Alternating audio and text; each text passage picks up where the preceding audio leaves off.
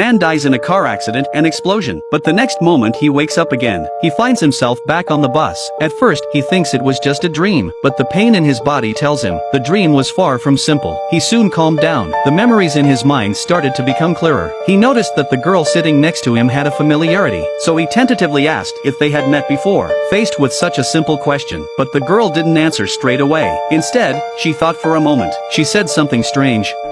也进来了。进哪儿？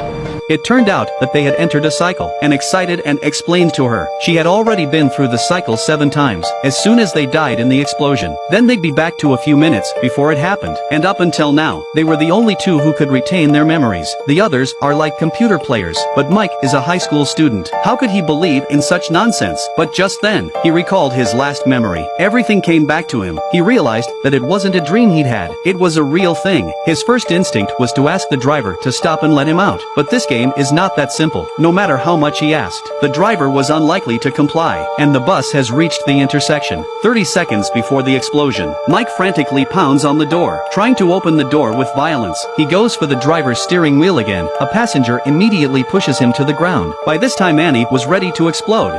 放我，我要爆炸了！你要爆炸？那你炸给我看看。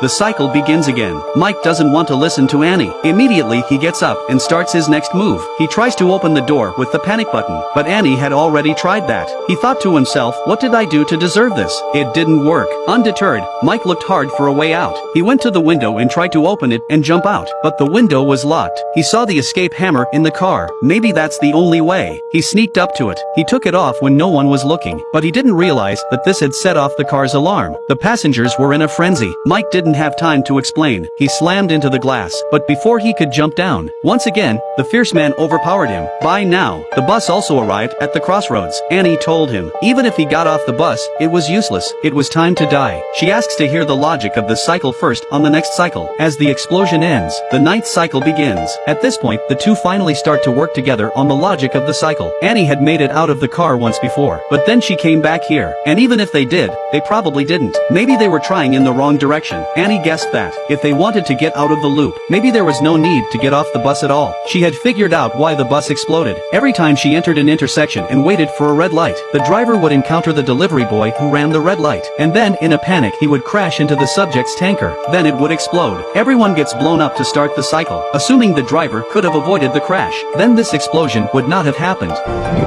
有道理。 The two men came to an understanding, and then they began their plan. Annie faked a heart attack to create the appearance of an emergency, to get the driver to slow down, so that they could miss the red light, so they wouldn't meet the tanker. But fate has a way of getting in the way. The lady next to her happened to have a quick-acting heart pill with her.